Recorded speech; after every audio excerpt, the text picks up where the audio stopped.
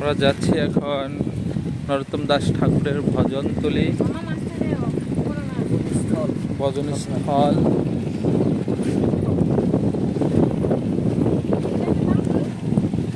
এটাকে ভজনতলী বলে। এই ভজনস্থল হচ্ছে এখানে এখানে নরোত্তম দাস ঠাকুর ভজন করছিলেন। হ্যাঁ হ্যাঁ হ্যাঁ, এখানে ভজন করছে, যার কারণে হ্যাঁ প্রেম প্রাপ্ত হয়েছিল।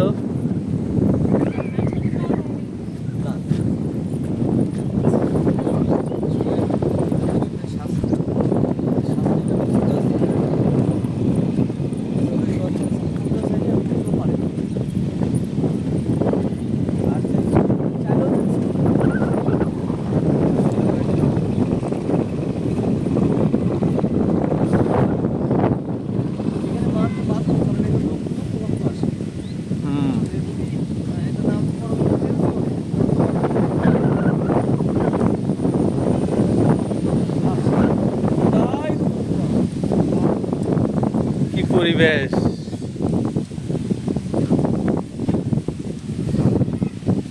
আমি এই জায়গাতে প্রতি বছরে হ্যাঁ আমি এই আঙ্গিনাতে আমি সেবা দিই ভক্তদের। আচ্ছা, ভজন করতে কেউ আসে না তো সেবা দিতে, হ্যাঁ আমি কি চেষ্টা করি সেবা দেওয়ার।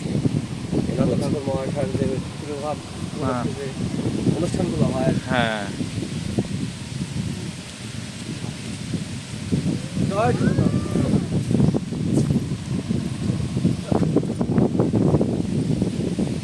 এখানে বসে এই জায়গাতে দেখেন কোথাও বাতাস না করছে, কোনো যত পাতা করছিল এরকম হবে। এই হলো আমাকে ভালো এরকম বাতাস নাই।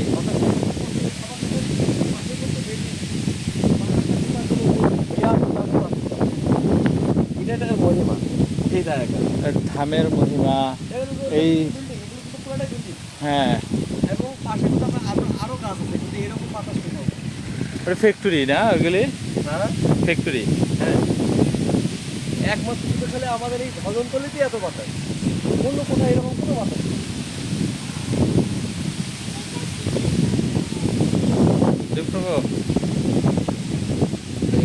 ভিডিও করেন আমার।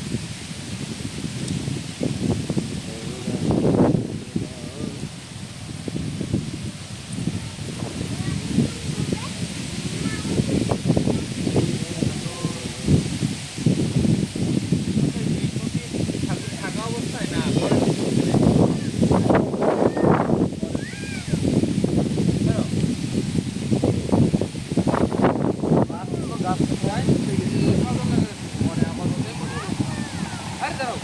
কথা দেখা যায়।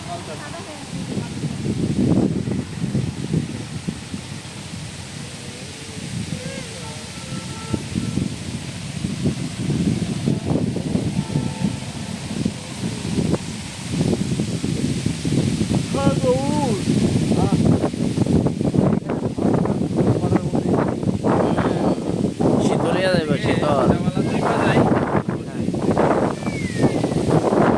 ধরো ভিডিও করবার বলছি তো তোমারে ভাড়া করিস না আল্লাহ। হ্যাঁ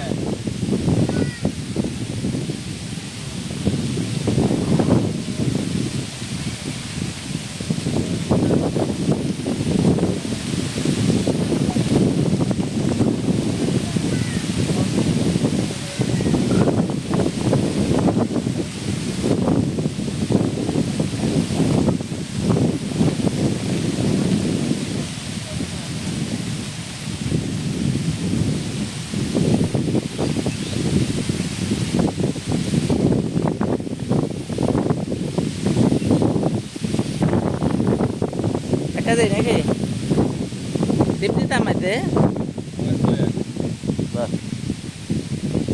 ধর ভিডিও হচ্ছে, এটা সার মতো। হরিবল। এটা হচ্ছে নরোত্তম দাস ঠাকুরের ভজনস্থলী। বর্তমান এই জায়গার নাম হচ্ছে ভজনতলী। রাধে রাধে।